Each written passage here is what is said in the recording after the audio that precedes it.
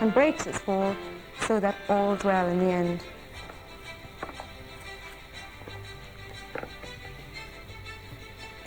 Well, that was skydiving, and Ronan Lee is responsible for that film with an ingeniously devised camera which is attached to a helmet. Ronan, what does it feel like to jump out of an aeroplane that's flying in the sky? It's very pleasant sensation. You feel you're flying like a bird.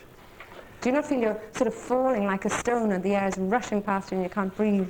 No, you feel you're more floating around than actually falling, except towards the end of the jump. When you start coming near the ground, you do feel that you're moving towards the ground, but before that that's when the ground is coming up at you quite fast. Yeah. But before that it's quite smooth. Is it possible to manipulate yourself or to control your fall in any way? Oh, it is. This is what the sport of skydiving is all about, really. As you're falling through the air, if you have a jumpsuit like I have on me here, by stretching out, you can create great drag and you can slow yourself up in the air, and by tightening up you can go down quite fast. So relative to other people in the air, you can move up and down on them, and by sweeping your hands back you can go into them. So you can fly into people just like you saw in the yeah, that's how you can join up with other people. Yeah. What about the actual drill of getting out of the aeroplane? You know, how do you do it? You all seem to get out at the same time. Well, we're travelling in a light aircraft doing about 95 miles an hour, and the engine is on full blast and climbing. And we come up to the airfield, and then we throttle back the engine. We get the pilot throttle back the engine, and we climb out into about 60 miles an hour wind. It seems like a lot, but it's quite easy to get out. And when everybody's out together, there's a little countdown, ready, go, and we all pile off together. At what stage do you in fact jump? How high would you go in your plane? Well, those jumps you saw in the film there were from around 8,500 feet, which is the type of height that we go out for free-fall skydiving. Yeah. Students would go out on automatic opening parachutes at around 2,500 feet. Right. Let's have a look at your equipment there. It's very impressive. Yeah, well, the first thing you have is a main parachute here, which, like the parachute you saw in the film there, is a colourful sport parachute, and that comes attached to a harness, which is what keeps you attached to the parachute when it opens, which goes in your back, like that. And you have a reserve parachute in the front, which, if any emergency should arise, you can use the reserve chute, which will let you down to earth safely. That's if your parachute doesn't open or... If the main parachute has a problem, but it doesn't happen very often. But you have it as a safeguard. You need it, I think. And you also have an altimeter, which is marked off in thousands of feet, and there's a little area there in the red where, when you come to the red, you have to pull the ripcord, which is and done. You wear that as you dive, and that means... You wear that on your wrist, and you can view it just like a watch. It's exactly the same as looking at a watch to check the time. And you take out the handle when you come into that area, and you pull the handle, and out pops the main parachute out of the back. So. Great.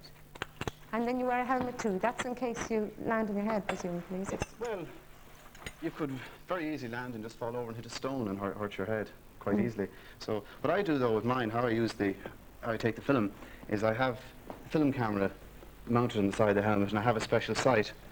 And by looking through the sight as I'm going through the air like that, I can see what the camera sees, and I can film things without. I can still have my hands to fly. Yeah. So it's quite useful. And I also have one that's a movie camera there, the one I use for taking the film and that, and I take still photographs as well with this particular camera here. There's no danger to the camera in your fall? Not really, no. I mean, the cameras are quite strong, and I normally do a stand-up landing where I don't roll over. But even if you did roll over, it's quite gentle. It's not as strong as people think. So. What preparation is there for, in fact, skydiving? Do you have to do a long training program? It's not very long, but there is a training program involved, all right. And it usually takes 3 nights, 4 hours training session each night, 12 hours altogether.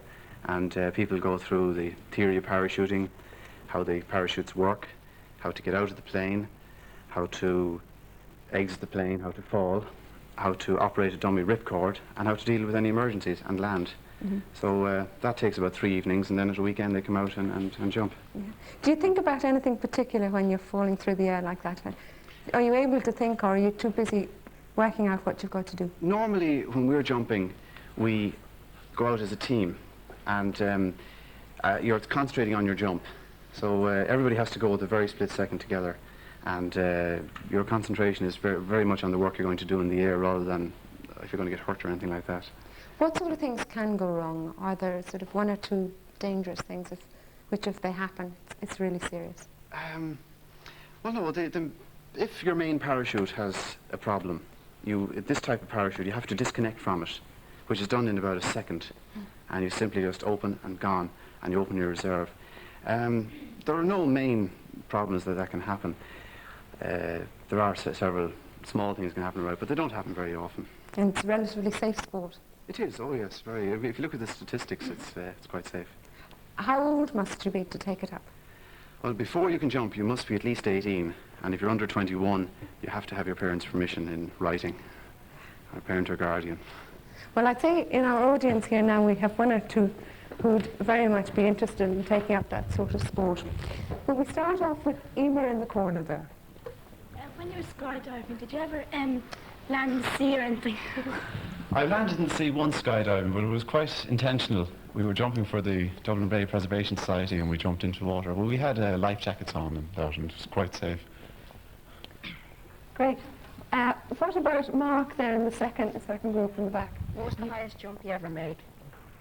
The highest I ever made was from 15,000 feet, which is in France, which is about as high as you can go without having oxygen. It's a long time in the air, nearly two minutes falling through the air. It's a long time when you're falling. And you honestly aren't scared when you're doing it. The first few jumps you do are scary, but you get on with the stage and you get on with the work you have to do. and after doing maybe 20 or 30, the fear end goes almost completely, and you just thoroughly enjoy it.